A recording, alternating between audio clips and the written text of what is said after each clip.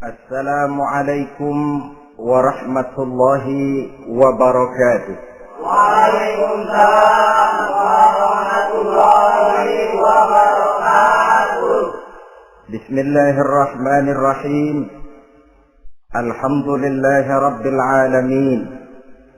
Wassalatu wassalamu ala ashrafil mursalin wa ala alihi wa ashabihil mujahidin at-tahirin, amma ba'du. Saudara-saudara kaum muslimin rahimakumullah, sebagai kelanjutan dari pembicaraan kita tentang serial para nabi, maka pada pertemuan kali ini kita akan membicarakan riwayat tentang Nabi Sulaiman alaihi salam dan Ratu Balqis. Nabi Sulaiman adalah putra dari Nabi Daud alaihi salam, yang Nabi Daud ini merupakan keturunan yang ke-12 dari Nabi Yakub. Pada diri Nabi Sulaiman bertemu kebesaran dunia dan kebesaran akhirat. Ya, beliau seorang raja, ya, beliau seorang rasul, ya, beliau seorang pemimpin agama, ya, juga beliau adalah seorang pemimpin negara. Alangkah idealnya memang jikalau ulama menjadi umarok, atau jikalau umarok adalah seorang ulama. Dengan posisinya sebagai ulama, maka nilai kepemimpinannya terpelihara dari segala macam bentuk penyelewengan.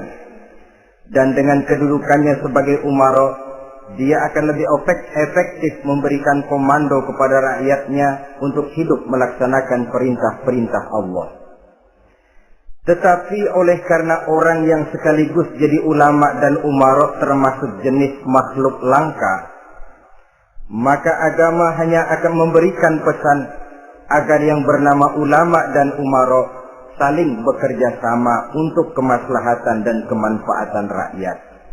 Ulama adalah ulama, umarok adalah umarok.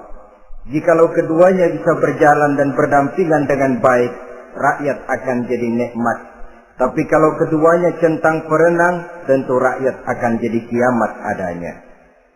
Ma'asyiral muslimin rahimakumullah. Mengapa figur Nabi Sulaiman adalah figur yang bertumpu kebesaran dunia dan akhirat?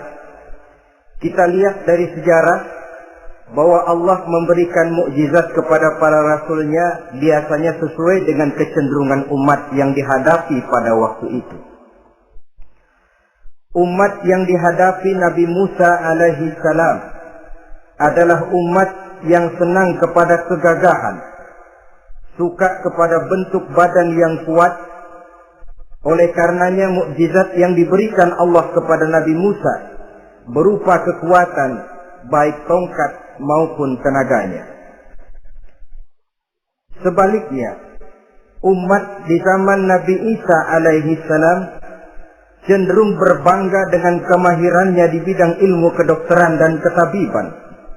Maka mukjizat yang diberikan Allah kepada Nabi Isa adalah mukjizat yang bisa mengatasi semua itu, sehingga Nabi Isa dengan izin Allah bisa menyembuhkan orang yang kena penyakit kusta, belang, bahkan sampai bisa menghidupkan orang mati dengan izin Allah.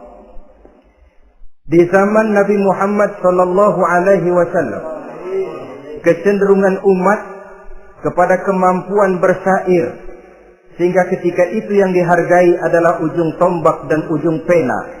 Ujung tombak dalam arti pahlawan perang, dan ujung pena dalam arti seniman dan penyair.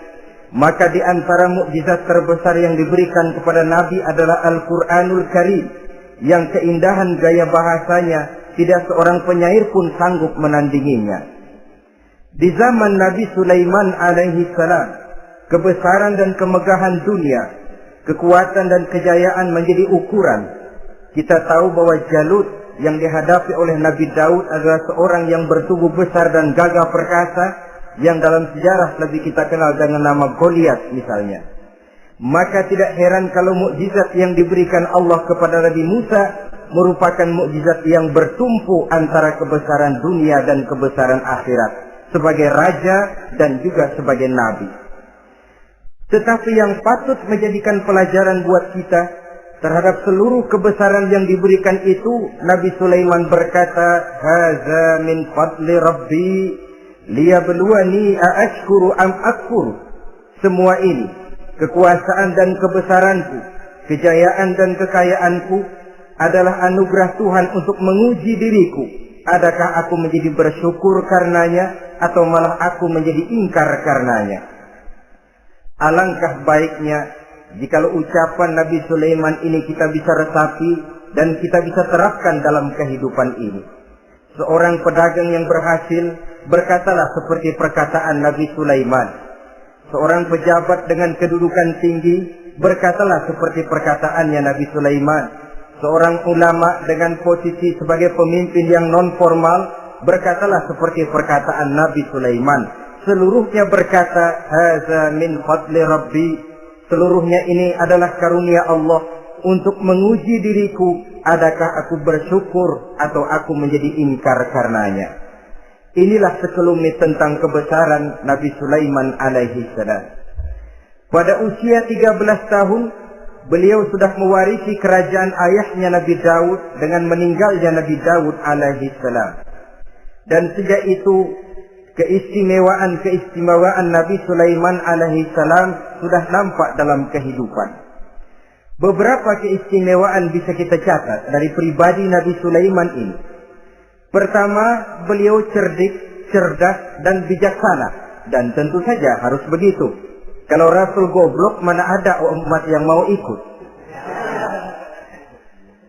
Tetapi kecerdikan dan kecerdasan serta sifat bijaksana ini nampak dari beberapa kisah yang pernah dihadapinya. Pertama, di saat beliau berumur 11 tahun, ketika itu yang menjadi raja adalah ayahnya Nabi Daud, datang mengadu seorang petani bahwa sawah ladangnya, tanaman-tanaman yang ditanamnya habis dimakan oleh binatang ternak dari tetangga di sebelahnya. Maka ia mengajukan usul agar binatang ternak yang memakan tanam-tanamannya itu diberikan saja kepadanya. Nabi Daud meluluskan permintaan petani ini, tapi Nabi Sulaiman berkata, "Ayah, maafkan saya. Kalau boleh saya mengajukan usul, jangan seluruh binatang ternak gembala itu diberikan kepada petani. Akan lebih baik kalau binatang ternak yang memakan tanam-tanamannya itu diberikan kepada si petani selama 1 tahun. Apabila ia berkembang biak, beranak, hasil susunya seluruhnya selama 1 tahun itu boleh dimanfaatkan oleh petani tadi. Dengan demikian saya rasakan ini merupakan satu yang lebih adil ketimbang yang tadi itu." Keputusan Nabi Sulaiman ini diterima baik oleh ayahnya, oleh si petani, dan oleh si gembala tadi. Pada usia 11 tahun, ia sudah menunjukkan kecerdikan, kecerdasan, dan sifat yang bijaksana. Contoh yang kedua, ada 2 orang ibu yang pada saat akan bekerja di ladang, masing-masing meletakkan bayinya di satu tempat, lalu keduanya pun asik pergi bekerja. Sedang kedua ibu itu bekerja dengan asiknya, datanglah seekor serigala menerkam salah seorang anak bayi tadi, dan kemudian dibawa. Tinggallah anak bayi seorang. Ketika kedua ibu tadi kembali ke tempat dia meletakkan anaknya, maka keduanya lalu berebut anak yang satu itu. Jadi kasus berebut bayi rupanya memang sudah ada dari dulunya. Yang satu berkata itu anaknya, yang lain mengaku itu pun juga anaknya. Akhirnya keduanya mengadu kepada Nabi Sulaiman. Masing-masing ngotot, tidak ada yang mau mengalah. Akhirnya kata Nabi Sulaiman, "Kalau kamu berdua tidak ada yang mau mengalah, sudahlah begini saja. Berikan bayi itu kepada saya, akan saya belah 2 supaya adil. Masing-masing kamu bawa sarang sepotong." Ibu yang seorang berbinar matanya, kelihatannya gembira dengan keputusan itu. "Saya setuju Nabi Sulaiman, ini keputusan yang sangat adil. Betul, belah 2 saja bayi itu." Tapi ibu yang seorang malah berurai air matanya, membasahi pipinya. "Ya Sulaiman, daripada Tuhan belah dua anak itu, biarlah berikan saja kepada ibu yang mengaku tadi itu. Tidak sampai hati saya melihat anak yang begini ini harus menjadi korban. Biarlah dia diasuh oleh ibu yang mengakuinya tadi, asal dia tetap hidup." Nabi Sulaiman tersenyum, lalu berkata kepada ibu yang berurai air mata tadi, "Ambillah anak ini, Bu, karena ia memang benar anak ibu. Sebab sekejam-kejamnya hati seorang ibu tidak akan sampai melihat anaknya dibelah dua. Adapun engkau ibu yang gembira, engkau sesungguhnya ibu yang kurang ajar. Cuma sekedar ngaku-ngaku, buktinya anak mau dibelah dua kamu setuju. Ibu macam apa kamu anak dibelah dua setuju?" Akhirnya ibu yang satu itu menerima hukuman yang sesimpel karena mengakui sesuatu yang bukan haknya. Di sini kita lihat kebijaksanaan yang dimiliki oleh Nabi Sulaiman alaihi salam. Bukti yang ketiga, pada waktu beliau mengadakan jihad fi sabilillah, beliau mengadakan mobilisasi dana. Tidak cuma manusia, binatang seluruhnya ikut memberikan sumbangan. Ketika datang gajah, gajah nyumbang kerbau. Datang kerbau, kerbau nyumbang kambing. Datang kambing, kambing nyumbang ayam. Datang ayam nyumbang burung. Datang burung nyumbang balang. Datang balang nyumbang semut. Gajah yang nyumbang kerbau melihat balang nyumbang semut ketawa. "Hei semut, balang, Nabi Sulaiman kamu berikan semut untuk apa kayak gitu kecilnya? Lihatin dong saya nyumbang kebo," kata gajah. Nabi Sulaiman tersenyum seraya bersabda, "Al-hadiyatu biqadril muhdi." Pemberian itu memang sesuai dengan kemampuan orang yang memberi. Kalau gajah nyumbang kerbau itu wajar saja. Gajah besar sumbangannya pun besar. Sebaliknya kalau balang nyumbang semut itu juga memang pantas. Balang kecil sumbangannya pun kecil. Yang tidak wajar kalau ada balang mau nyumbang kerbau, ada gajah nyumbang semut. Di sini kelihatan watak yang bijaksana dari Nabi Sulaiman alaihi salam. Ini merupakan ciri keistimewaannya. Setiap rasul dibekali dengan sifat ini yang namanya sifat fatonah. Cerdik, cerdas, dan bijaksana. Yang ini memang merupakan mukjizat. Kecerdasan seorang rasul tidak merupakan hasil sekolahan, tapi merupakan bimbingan wahyu semata-mata, dan ini yang tidak bisa ditandingi oleh manusia. Jadi jangan lalu ngambil dalih Rasul aja nggak sekolah pinter, lalu ikut nggak sekolah, ya goblok terus. Itu khususiyat kok. Sifat yang namanya fasona itu merupakan bimbingan daripada wahyu. Adapun manusia, jikalau dia mau cerdik, jikalau dia mau cerdas, jikalau dia mau bijaksana, dia harus belajar. Dia lewat bangku sekolah, dia lewat teman bergaul, dia lewat bertanya kepada orang-orang pandai, atau autodidak dengan hidup banyak membaca dari kehidupan ini. Dengan demikian nilai kecerdikan, kecerdasan, dan kebijaksanaannya akan bisa meningkat adanya. Ini keistimewaan pertama. Keistimewaan yang kedua, Nabi Sulaiman diberikan kekuasaan oleh Allah sehingga bisa menguasai angin, jin, bahkan juga mengerti segala macam bahasa binatang. Menguasai angin, beliau bisa menundukkan angin ribut dan memerintahkannya angin itu. Dalam surah Al-Anbiya ayat 81 kita temukan, "Wali Sulaiman ar-riha asifatan tajri bi amrihi ilal ardi allati barakna fiha." Dan bagi Sulaiman, ia mampu menundukkan angin ribut yang bertiup menurut perintahnya ke permukaan bumi yang kami berkahi di dalamnya. Menguasai angin, barangkali istilah sekarangnya, memahami betul meteorologi. Itu sebabnya mukjizat hanya diberikan kepada Rasul, orang yang jiwanya sudah stabil. Coba kalau potongan kita diberikan keistimewaan bisa ngatur angin, saban sehari main angin. Gak boleh ada orang kita kesel sama orang, undang angin, hantam saja. Maka mukjizat semacam ini hanya diberikan kepada orang yang jiwanya sudah stabil. Ada satu cerita, namanya juga cerita, tapi kebenarannya mendekati. Seorang wali di tanah Jawa sholat Jumat di Masjidil Haram di Mekah. Namanya wali kalau di Jawa kan pakai belangkon. Dia sembahyang di Masjidil Haram. Ini ada orang Arab usil, tumben ngelihat belangkon. Ini apa di tengah masjid? Dia tepak belangkon itu, miring di atas kepala. Begitu belangkonnya miring, tanah kayaknya ikut miring. Sehingga penduduk heran, ini apa tanah jadi miring begini? Lalu ada seorang wali juga yang alim dan mengerti, lihat-lihat di tengah Masjidil Haram ada belangkon miring di atas kepala. Jangan-jangan ini sebabnya ini. Dia samperin, dia dandanin lagi tuh belangkon rata, tanah kelihatannya kayak rata lagi. Keistimewaan seperti ini pun hanya diberikan kepada orang yang jiwanya memang sudah stabil. Coba kayak kita diberikan keistimewaan kayak begitu, main belangkon melulu. Saudara-saudara kaum muslimin rahimakumullah, juga bisa menguasai jin, memerintahkan jin, dan juga mengerti segala macam bahasa binatang.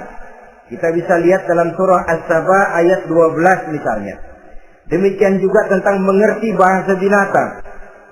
Pada satu hari Nabi Sulaiman dan bala tentaranya lewat di satu lembah. Lembah itu kebetulan lembah semut. Ketika mereka lewat di lembah itu, Raja Semut lihat dari kejauhan, dia pidato kepada rakyatnya para semut itu. Apa katanya? Ya ayyuhan namlu dukhulu masakinakum, la yahtimannakum Sulaiman wa junuduh, wa hum la yash'urun.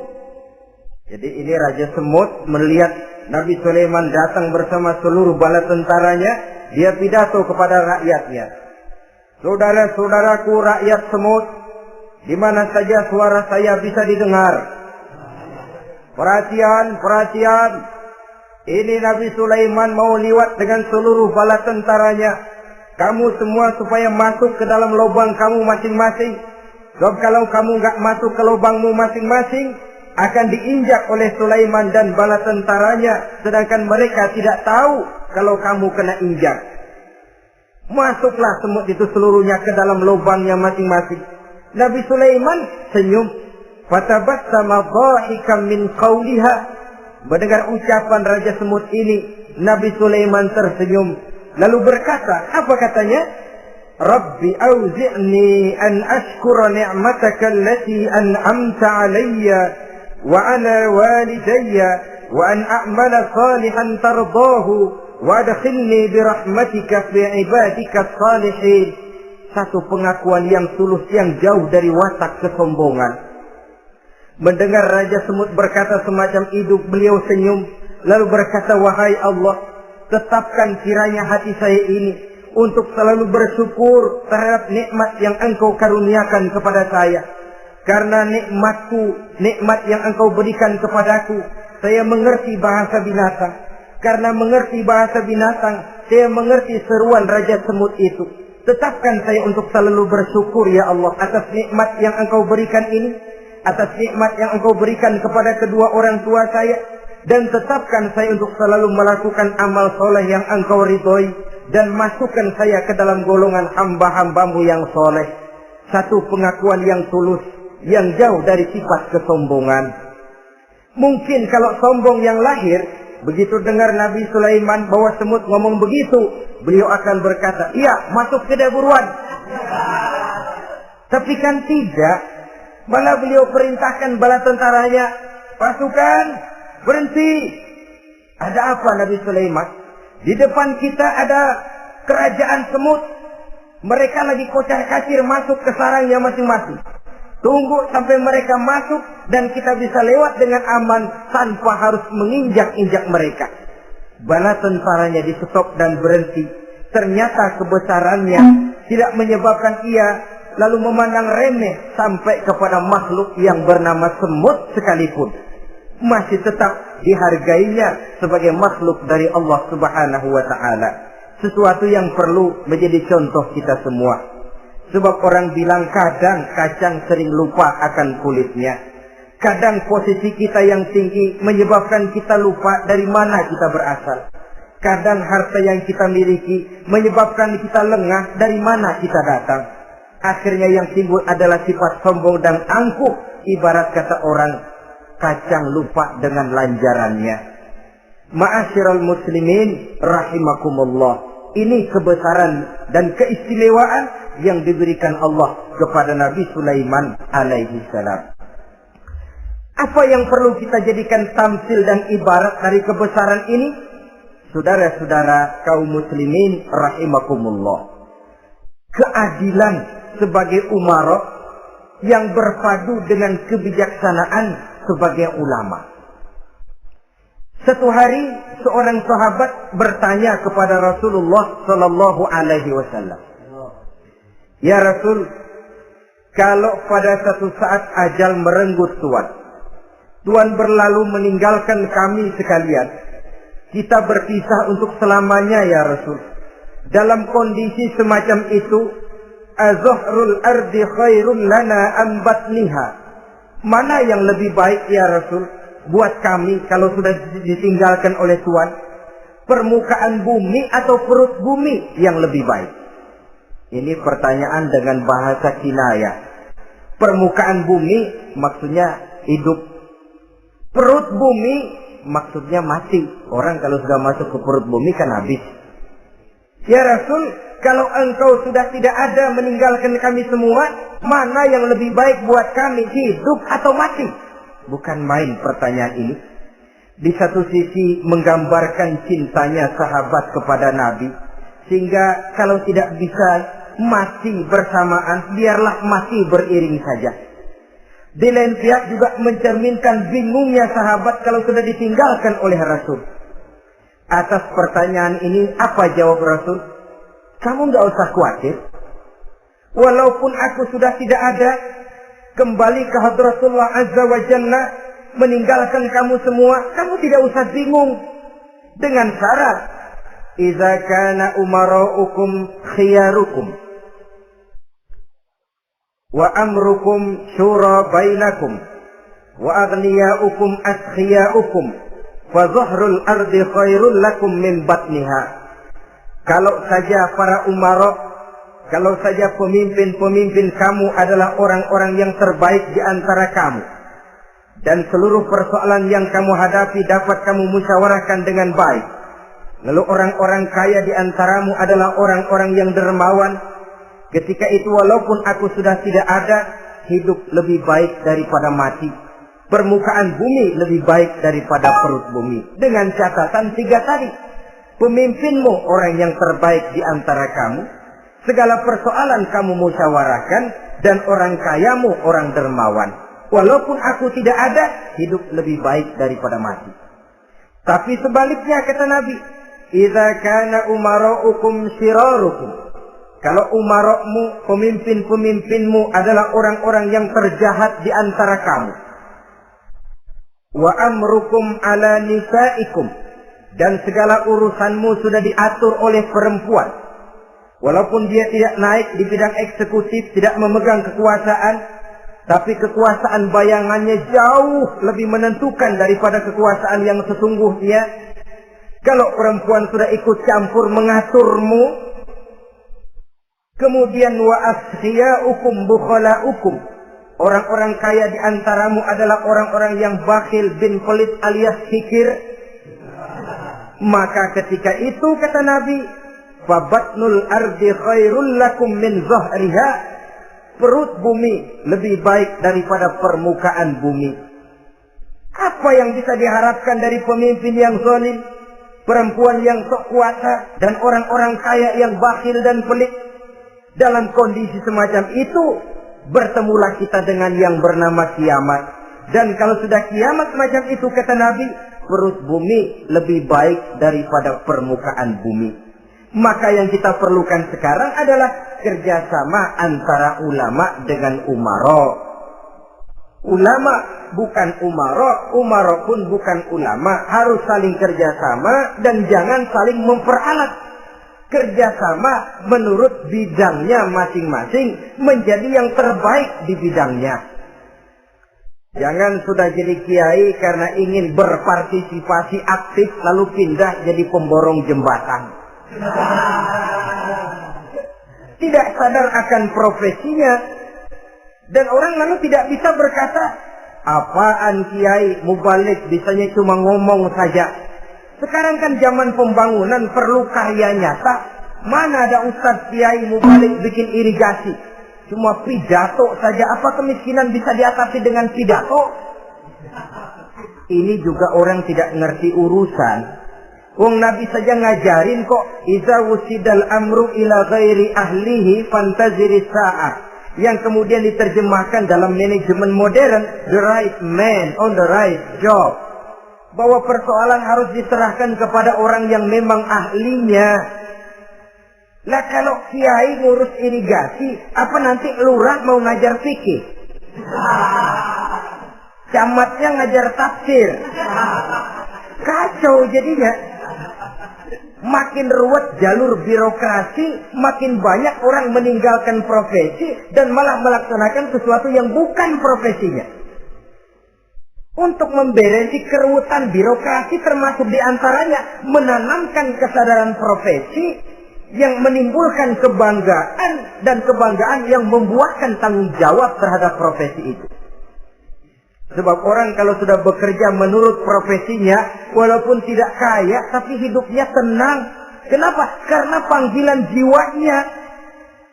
Seorang kiai yang diajak objek, walaupun objeknya gol puluhan juta, kaya belum tentu tenang. Karena saya yakin bukan ke sana panggilan jiwanya. Ma'asyiral muslimin rahimakumullah. Itulah sebabnya kerjasama ulama membangun lingkungannya, ulama membangun manusianya, umarok membangun lingkungannya, sehingga terciptalah wujud daripada pembangunan manusia seutuhnya, ya zahirnya, ya batinnya. Seluruh kita berpartisipasi, hanya bidangnya saja yang berbeda-beda. Jangan yang satu merasa lebih berjasa dari yang lain. Jangan yang satu merasa lebih penting dari yang lain. Seluruh kita penting, seluruh kita berjasa, cuma bidang kita saja yang berbeda-beda. Inilah bahasa Quran, kullun ya'mal ala syakilatih. Setiap orang bekerja menurut profesinya masing-masing. Ma'asyiral muslimin rahimakumullah. Kita kembali kepada riwayat Nabi Sulaiman alaihi salam. Satu hari ketika beliau sedang menginspeksi pasukan, berkumpullah pasukan beliau itu, ya tentara yang manusianya, ya pasukan jinnya, ya seluruh binatang-binatangnya berbaris. Beliau selaku inspektur upacara mengadakan inspeksi pasukan. Dari sekian pasukan-pasukan yang diperiksanya pada waktu itu, Nabi Sulaiman melihat tidak terdapat burung hudhud. Beliau bertanya-tanya, "Ma liya aral hudhuda am kana minal ghaibin?" Kemana burung hudhud? Orang lain pada kumpul, dia sendiri tidak ada. Awas kalau dia datang. Kalau dia tidak bisa memberikan alasan yang tepat kemana dia, akan saya berikan sanksi dan hukuman. Ini namanya pemimpin yang bertanggung jawab toh. Seorang pun dari yang dipimpinnya tidak ada, menjadi pertanyaan. Tidak lama kemudian datang burung hudhud. Begitu datang lalu memberikan laporan kepada Nabi Sulaiman.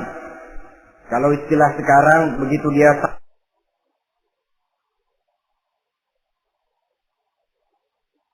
sampai berdiri hormat, lapor, kata hudhud ini.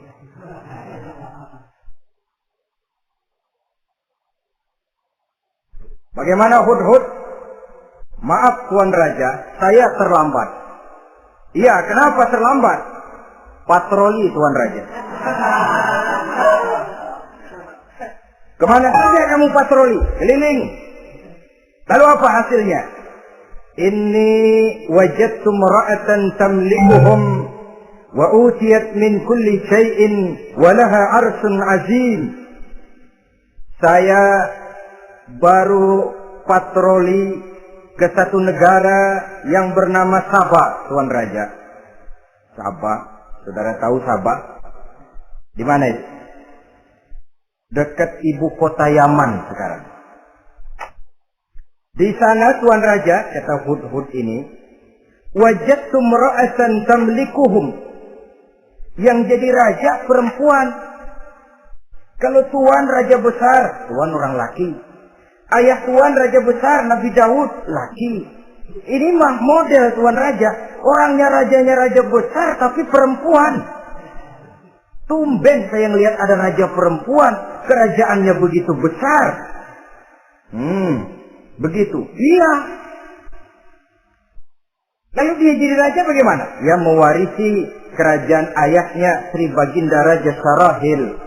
Ketika ayahnya wafat, dia naik. Walaha arsun azim. Singgasananya besar, bagus, antik tuan raja. Terus bagaimana lagi? Wajadtuha wa qaumaha yasjuduna lisyamsi min dunillah.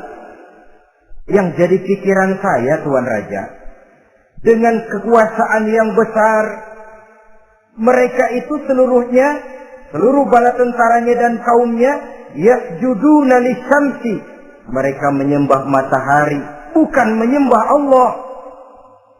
Mendengar ini Nabi Sulaiman tergerak hatinya. Waktu mendengar rajanya perempuan, kekuasaannya besar, belum tergerak. Tapi ketika sampai kepada yasjuduna lisyamsi, mereka sujud kepada matahari, di situ pribadi seorang rasulnya tergerak. Siapa nama ratu itu? Namanya Ratu Balkis tuan raja. Begini Hudhud, laporan kamu saya terima. Alasan kamu datang terlambat bisa dipertanggungjawabkan. Kamu tidak kena hukuman. Cuma begini saja Hudhud, karena kamu yang laporan, kamu yang tahu lokasi negaranya, kamu yang harus melaksanakan tugas ini. Apa tuan raja? Idhab bi kitabi hadza fa'alqih ilaihim. Kamu berangkat lagi ke negeri Sabah, bawa surat saya, berikan kepada mereka. Thumma tawalla anhum. Kemudian kamu berpaling dari mereka, tapi jangan pulang. Fanzur madza yarji'un. Lihat apa reaksi mereka setelah menerima surat ini. Baik tuan raja, baik. Nabi Sulaiman menulis sepucuk surat kepada Ratu Balkis, dan surat itu dibawa oleh burung Hudhud tadi. Terbanglah si burung Hudhud ini ke negeri Sabah, masuk ke istana Ratu Balkis, dan surat itu jatuh di kamar Ratu Balkis. Diambil surat tadi, kemudian dibaca. Apa isi suratnya? Innahu min Sulaiman, wa innahu bismillahirrahmanirrahim. Alla ta'lu alayya wa'tuni muslimin. Surat ini dari Sulaiman. Bismillahirrahmanirrahim. Jangan kamu merasa lebih tinggi dari aku. Datanglah kepadaku dan masuk ke dalam agama Islam. Suratnya singkat, padat, ultimatum. Jadi nggak pakai bahasa kembang, nggak pakai bahasa basi, langsung kepada isi. Surat ini dari Sulaiman. Bismillahirrahmanirrahim.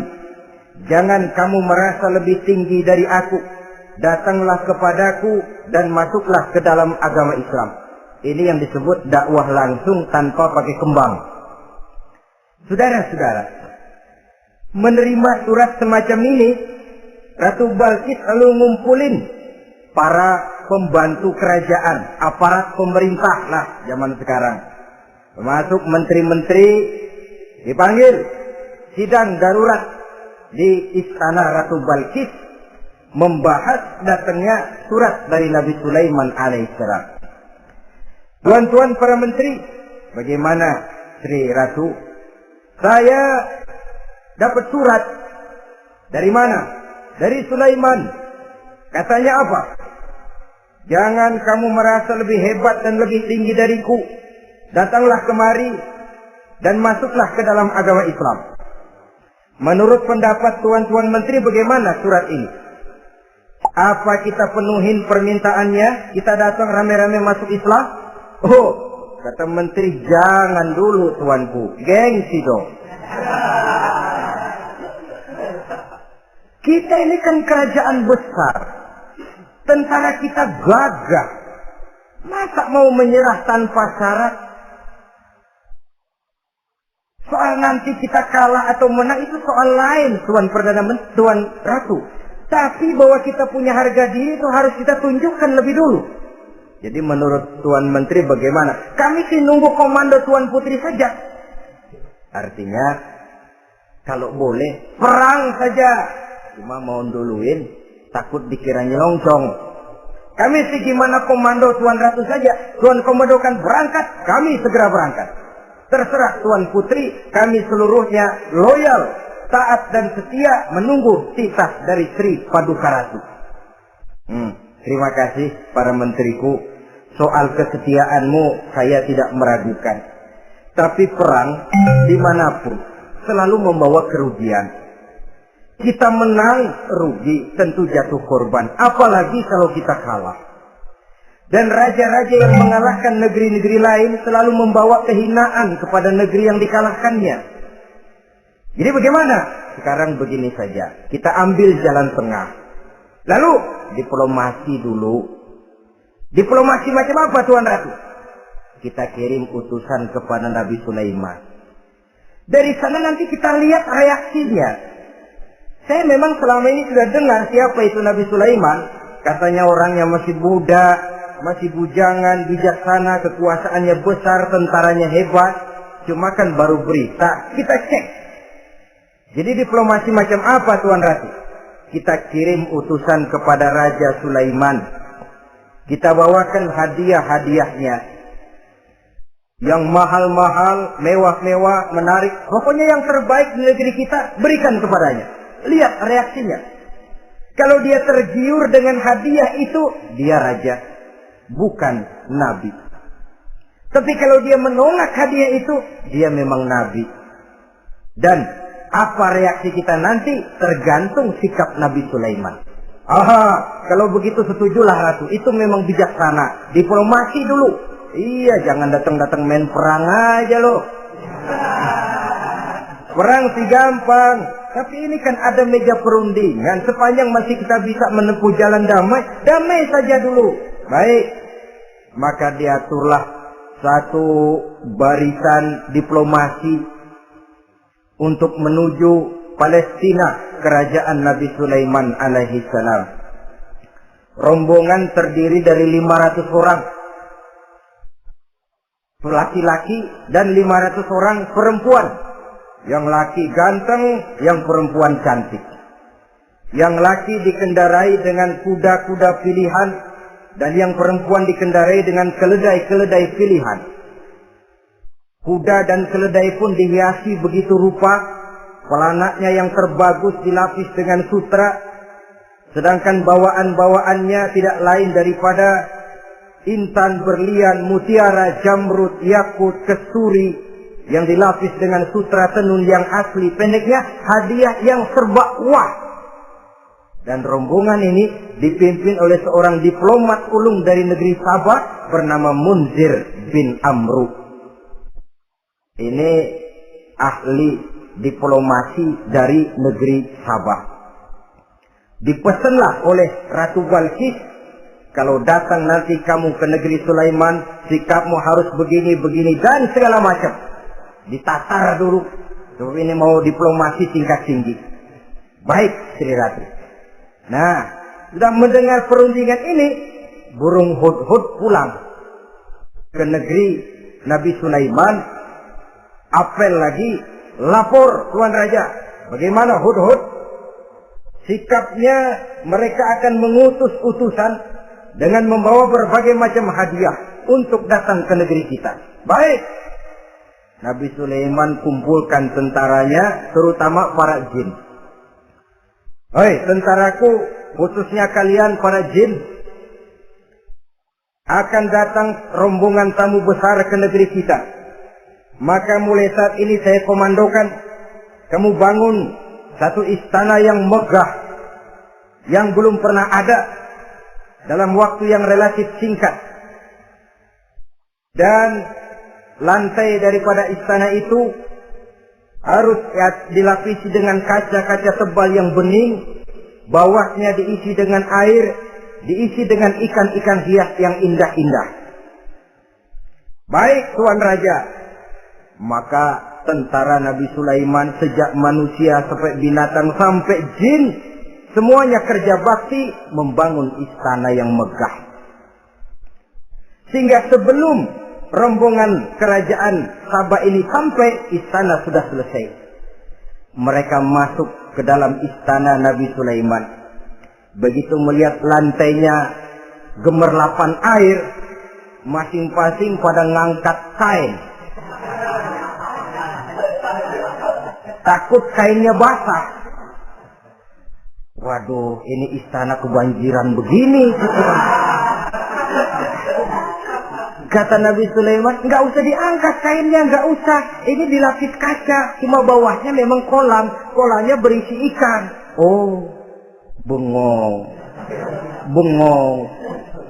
Bengong aja pada melongo mulutnya. Saudara-saudara, jadi persis orang yang tinggal di puncak gunung datang ke tengah-tengah kota. Kan noraknya minta ampun. Apaan aja ditunjuk. Apaan aja dilihat, apaan aja ditunjuk. Ini ya, itu ya, wah. Wah, sudah semuanya serba wah. Jadi kalau istilah singkat diplomasinya, mereka sudah kalah mental. Dan itu sudah kemenangan pertama dari Nabi Sulaiman. Sudah shock. Mereka merasa negeri Sabah kaya, luar biasa, hebat. Begitu datang ke negeri Sulaiman, mereka jadi orang norak kayaknya. Sudah kumpul, selamat datang tuan-tuan ke negeri kami. Ada pesan apa? Majulah Munzir bin Amru. Tuan Sulaiman, bagaimana? Kami diutus oleh Sri Baginda Ratu Balqis untuk menyampaikan hadiah-hadiah yang kami bawa ini. Intan, berlian, yakut, jamrud, kesturi, dan barang-barang mahal lainnya. Mudah-mudahan Tuhan bisa menerima dengan senang hati. Nabi Sulaiman tersenyum. Lalu beliau berkata, "Atumiddunani bimalin, fama atani Allahu khairun mimma atakum." Kamu mau memberikan saya seluruh hadiah-hadiah permata intan ini? Padahal apa yang telah diberikan Allah kepada saya jauh lebih baik dari apa yang telah diberikannya kepadamu. Kamu merasa bahwa saya kekurangan semua ini? Ketahuilah tuan-tuan, saya punya lebih banyak dari apa yang tuan-tuan berikan sekarang ini. Irja' ilaihim, bawa pulang kembali seluruh hadiah ini. Sampaikan salam saya kepada ratumu, Ratu Balqis. Falanatiyannahum bijunudin la qibala lahum biha. Kalau mereka tetap tidak mau datang menyatakan keislaman, kami yang akan datang ke sana dengan seluruh bala tentara kami yang mereka pasti tidak akan sanggup menghadapinya. Saudara bisa baca dalam surah An-Naml ayat 36. Saudara hadirin ma'asyiral muslimin rahimakumullah. Kalau orang sudah silau dengan yang namanya upeti, hadiah, harta, secara mental dia sudah jatuh. Andai kata ketika itu Nabi Sulaiman menerima seluruh hadiah tadi, maka misi kerasulannya tidak akan jalan. Wibawanya hancur, dan dia tidak akan sanggup lagi mendakwahkan Ratu Balqis untuk masuk ke dalam agama Islam. Dia akan jadi cemoohan di negeri Sabah. Sulaiman ngomong aja dikasih hadiah telap. Nah, ternyata ada yang lebih mahal dari harta, ada yang lebih mahal dari intan dan mutiara, ada yang lebih mahal dari pangkat dan kedudukan. Apa dia? Harga diri. Dan itu yang langka sekarang ini. Lebih baik jalan kaki tapi kita bebas mendongakkan kepala kemanapun kita mau, daripada naik mobil empuk tapi mata nunduk saja nggak berani lihat ke atas. Kehilangan harga diri. Ulama yang kehilangan harga diri akan menyelewengkan ayat. Pejabat yang kehilangan harga diri akan melakukan segala macam penyelewengan dan lain sebagainya. Harga diri sesuatu yang mahal, terutama di kota-kota besar, kota-kota yang menyandang gelar metropolitan. Biasanya harga diri ini sudah tidak dihiraukan orang lagi. Cuma untuk uang yang relatif kecil, cuma untuk kedudukan yang temporer, orang tidak segan-segan mengorbankan sesuatu yang paling mahal yang bernama harga diri. Akhirnya suap merajalela, sogok menjadi-jadi, semir pun menjamur. Bahkan malah kadang-kadang jadi target. Sehingga ada pernah berita jabatan wakil gubernur katanya dikomersilkan. Siapa yang bisa memberikan sekian puluh juta dia akan naik. Ini kalau sudah begini, ya salam. Orang itu kalau memperoleh satu jabatan karena mengeluarkan banyak uang, percayalah saudara, begitu dia naik ke jabatan itu, langkah pertama yang dia lakukan, bagaimana supaya uangnya bisa kembali. Bukan bagaimana bekerja sebaik-baiknya, bukan bagaimana mensejahterakan rakyat sebaik-baiknya. Karena dia merasa naik jabatan banyak mengeluarkan uang, setelah dia naik, gimana supaya pulang modal dulu. Lebihnya kalau ada, baru bekerja buat rakyat, itu pun kalau nggak keburu pensiun. Kadang-kadang malah lebih celaka lagi, kalau sudah mau pensiun, baru bikin pemutihan. Wah, saya baru rajin iktikaf di masjid, pergi haji. Kenapa? Udah pensiun. Tapi waktu masih aktif, tanda tangan masih laku, nota masih dihargai, kata beliau masih berwibawa, lupa berbuat untuk hari depan dirinya sendiri, yaitu akhiratnya, konon lagi untuk umat dan agamanya. Jadi untuk mengabdi, berbuat baik kepada umat, berkhidmat kepada agama, iktikaf di masjid, tuan-tuan, tak usahlah nunggu sampai pensiun. Manfaatkan posisi yang tuan-tuan punya sekarang ini untuk beribadah dengan sebaik-baiknya. Itu pun masih bersyukur, masih bisa mengadakan pemutihan daripada tidak sama sekali. Cuma alangkah akan lebih efektifnya lagi kalau itu diawali pada saat kita masih mempunyai posisi kunci. Ini reaksi Sulaiman, saudara-saudara. Diberikan hadiah yang mahal, atumidunani bimalin. Kamu mau nyogok saya dengan hadiah ini? Yang diberikan Allah lebih hebat dari yang kau bawa sekarang ini. Apa yang saya cari? Oleh Allah saya telah diberikan sesuatu yang lebih besar dari yang kau bawa. Sudah, bawa pulang saja. Sampaikan salam kepada Rasul. Kalau dia tetap ngotot tidak mau kemari, saya yang akan datang ke sana dengan seluruh bala tentara yang saya yakin sampean akan kewalahan ngadepinnya. Pulang, sampaikan salam saya, bawa seluruh hartamu. Diplomasi tahap pertama menang total.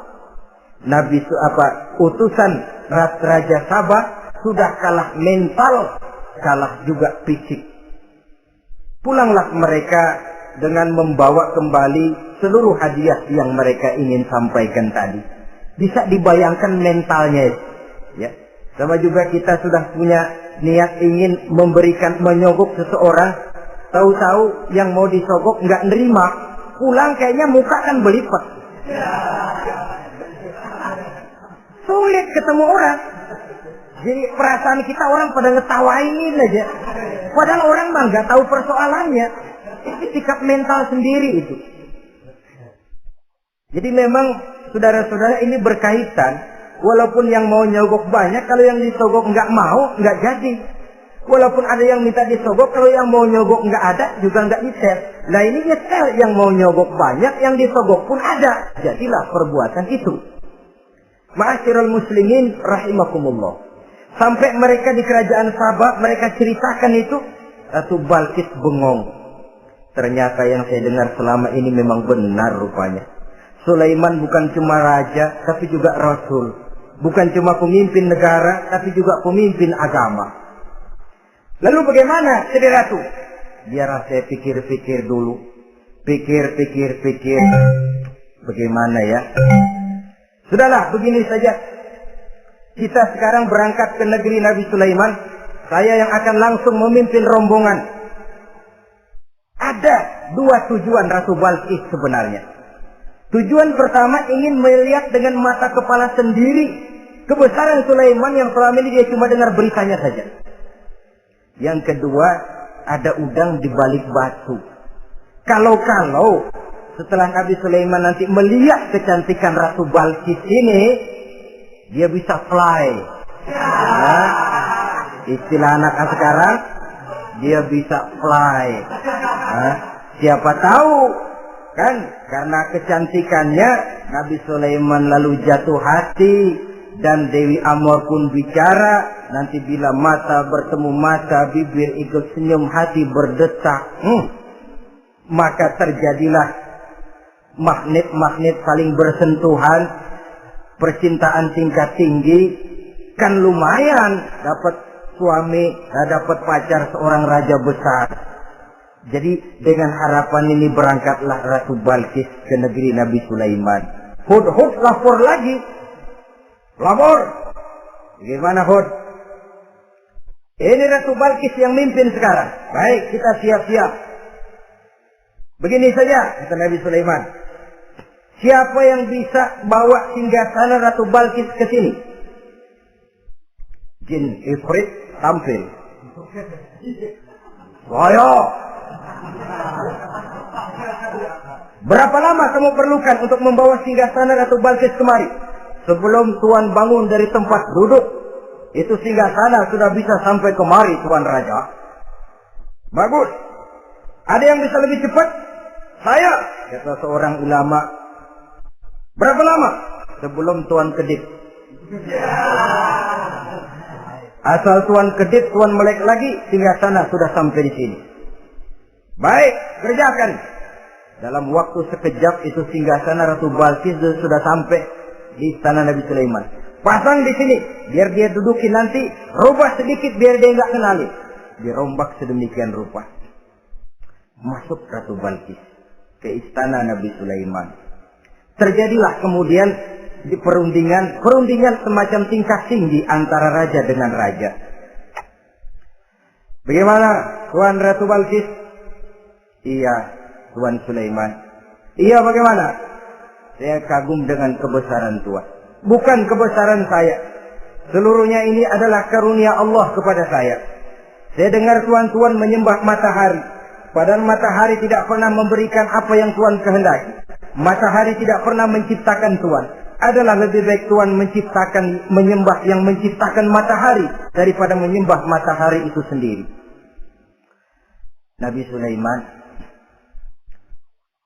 bagaimana kalau kita mengadakan ya sambil berunding, sambil lobbying istilah sekarang. Baik, lobbying pun jadi. Berjalanlah meninjau seluruh pelosok istana Nabi Sulaiman alaihissalam. Seperti halnya bala tentaranya, Ratu Balqis juga sampai di lantai kaca, angkat kain. Kata Nabi Sulaiman, jangan diangkat tuh kain. Ini bukan air, istana kaca. Bukan main kebesaran kamu. Melihat begitu kebesaran Nabi Sulaiman, Ratu Balqis yang niatnya sementara mau melontarkan diplomasi asmara, lupa. Lalu apa katanya? Rabbi inni zalamtu nafsi. Ya Allah, selama ini saya benar-benar telah zalim kepada diri saya. Begitu banyak nikmat yang Engkau berikan kepada saya. Saya jadi ratu dengan kekuasaan yang besar, mewarisi kebesaran ayah, dengan kerajaan dan bala tentara yang gagah perkasa. Bukan saya bersyukur kepadamu, malah saya menyembah matahari. Inni zalamtu nafsi. Sungguh saya telah zalim kepada diri saya. Maka mulai sejak saat ini, aslamtu ma'a Sulaiman lillahi rabbil alamin. Mulai sejak saat ini ya Allah, saya nyatakan diri, saya masuk Islam, bertuhankan Allah Rabbul Alamin. Saya tunduk kepada Nabi Sulaiman alaihi salam. Masuk Islam sebelum diplomasi asmaranya melayang, saudara-saudara. Sudah masuk Islam? Sudah. Nah, Ratu Balqis sekarang bagaimana? Ya Nabi Sulaiman, kalau saya masuk Islam, apakah kerajaan saya akan tunduk dan diatur oleh kerajaan Tuhan? Tidak. Kamu persilahkan pulang ke kerajaanmu. Atur negerimu menurut cara yang kamu mau, asal sesuai dengan perintah Allah. Saya bukan penjajah. Saya cuma mengajak kamu ke dalam Islam. Saya tidak ingin meluaskan wilayah saya. Asal kamu sudah masuk Islam, tugas sudah saya jalankan. Perkara kerajaanmu, kau pulang, kau atur dan kau tetap jadi raja. Jangan merasa kalau sudah masuk Islam lalu kerajaanmu saya caplok. Islam bukan penjajah Ratu Balkis. Baiklah Nabi Sulaiman, saya tahu. Tapi untuk melanggengkan kerjasama antara kerajaan Sabak dengan kerajaan Tuhan, caranya bagaimana? Mulai ngojok-ngojok. Dia nggak bilang lu demen aja deh sama gue. Enggak. Cuma untuk jangka panjangnya Sulaiman, supaya kita tetap bisa kerjasama, caranya bagaimana? Ya supaya kerajaan berumur panjang, kau harus punya keturunan, kata Nabi Sulaiman. Itu kan berarti saya harus nikah. Memang. Tapi saya ratu. Suami saya kan paling kurang juga harus maharaja, sah. Ya sebenarnya sih cuma dia nggak bilang aja. Di kerajaan gue nggak ada yang setimpal, gue maunya sama elo. Itu kalau bahasa kita, cuma ini kan bahasa perempuan. Perempuan kan paling pintar nahan perasaan. Nggak kayak orang laki kalau lagi mabok cinta teler. Sama siapa aja dia cerita. Gue kan lagi demen sama si Ano. Lain sama perempuan, dia paling bisa jaga perasaan. Saya kalau begitu, saya harus kawin dengan maharaja. Ya kamu tinggal pilih saja, kata Nabi Sulaiman. Nabi Sulaiman, ini Perdana Menteri kalau udah pada udah paham ke arah mana maksudnya. Bagaimana kalau kita kukuhkan saja dua kerajaan ini, Nabi Sulaiman? Saya pun setuju kalau itu kamu punya mau. Wah, ini Perdana Menteri takbir semua. Allahu Akbar, Alhamdulillah. Sampai akhirnya Nabi Sulaiman pun menikah dengan Ratu Balkis. Bergabunglah dua kerajaan besar itu. Saudara-saudara kaum muslimin rahimakumullah. Kemudian setelah bertahun Nabi Sulaiman wafat. Tidak seorang pun tahu karena beliau wafat sedang pegangan tongkat. Ketika tongkat dimakanin rayap, rapuh, baru beliau jatuh. Orang tahu kalau Nabi Sulaiman sudah wafat. Menurut riwayat beliau wafat itu sedang sholat. Karena sholat Nabi Sulaiman cuma diri saja, tidak pakai ruku dan sujud. Menurut riwayat lain beliau sedang memandori jin dan tentaranya yang sedang kerja. Begitulah wafat beliau, kita bisa baca dalam surah Saba ayat ke-14. Setelah beliau wafat, Palestina diserbu oleh Raja Bukhtanasor atau Raja Nebukadnezar. Seluruh kebesaran Sulaiman di bumi hanguskan, istananya dihancurkan, intan permata dan kekayaan beliau dirampok, dan tinggallah kebesaran Sulaiman cuma legenda saja yang kita kenal dengan istilah Haikal Sulaiman. Legenda, riwayat-riwayat yang sampai sekarang ini masih bisa kita telusuri kebenarannya. Saudara-saudara, inilah pertemuan yang singkat ini, walaupun serba singkat, mudah-mudahan ada manfaatnya. Dengan kesimpulan, seluruh anugerah yang ada pada kita hakikatnya karunia Allah. Marilah kita menjadi orang yang pandai bersyukur atas anugerah itu. Terima kasih atas segala perhatian, mohon maaf atas segala kekurangan. Usikum wa nafsi bitaqwallah. Wassalamualaikum warahmatullahi wabarakatuh. Waalaikumsalam warahmatullahi wabarakatuh.